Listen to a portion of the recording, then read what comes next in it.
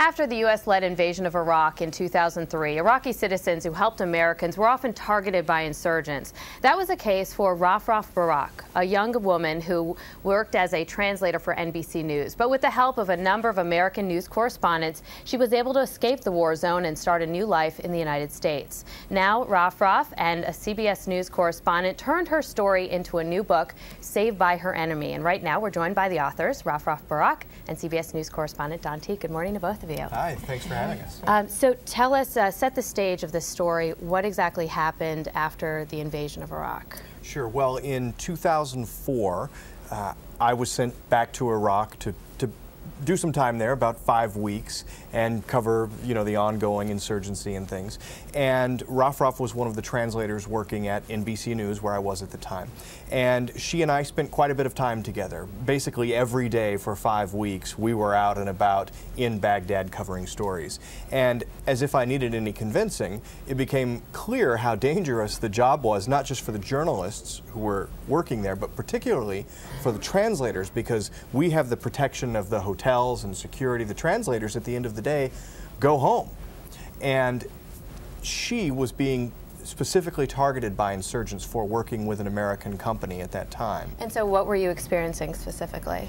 Well, I had direct threats at the time, and then I had also a kidnapping attempt that led to me deciding that this is not really a safe situation. But at the same time, it's a job that I was earning money from to help my family, especially that everyone had lost their jobs after the war. So it was kind of a challenge. And when Dawn brought the idea that, hey, we might just have a way of helping you get out of the country, I took it in consideration. Because you really, at that point, had no choice. And the road was long and difficult to actually make it out, get the proper paperwork done, wasn't it? It was impossible at the time. In 2004, really only a dozen or so Iraqis managed to come into the U.S. legally. So it was almost insurmountable what we had to go through to legally get her out of Iraq and into this country. And really the pivotal moment came when we were hit by an IED at a school covering a story together.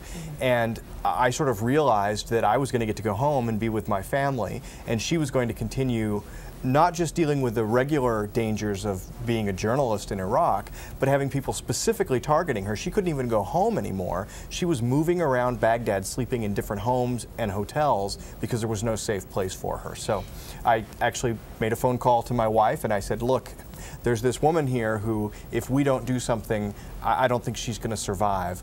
If we can get her out of the country, can she come live with our family?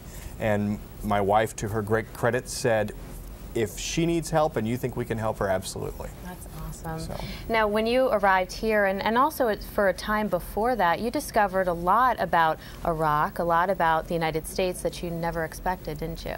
Yeah, definitely. I mean, it's a changing experience for me. I did not know that there were actually people that cared as much as, Dawn or Kiki or the people I have met through this journey have cared about me, and not just about me as just me, but as a person, and on the level of a friendship.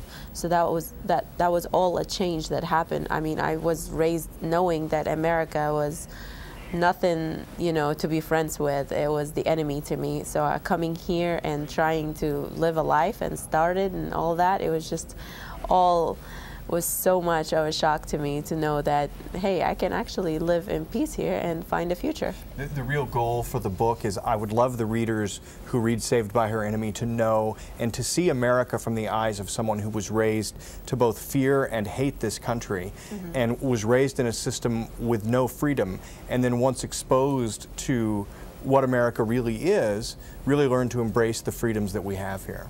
And so what are your hopes? Because right now you're in school, you're doing really well. Do you hope to go back at any point? I'm hoping so. One day when the situation clears up and security gets better over there, I would really, really love to go and just at least see my family and miss them. All right. Rafraf Barrack and Don Teague, thank you so much, both of you, for being with us. Thank you for having me.